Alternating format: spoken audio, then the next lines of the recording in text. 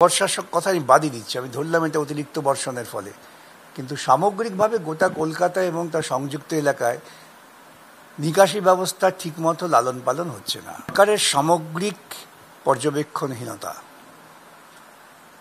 সরকার এবং পুরসভা যে দুটো ভিন্ন স্তরের সরকার, সেই বোধটাকে বিলোপ করে দেওয়া।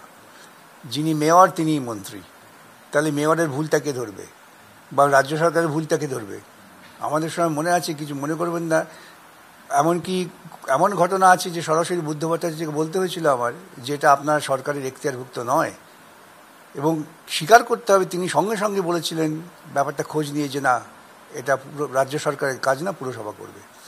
এই যে দ্বিতীয় স্তরের তৃতীয় স্তরের সরকার, তার যখন স্বাধিকার থাকে তখন প্রত্যেকেরই কিন্তু নিজস্ব দায়বদ্ধতা থাকে। এখানে কারো কোনো দায়বদ্ধতা নেই।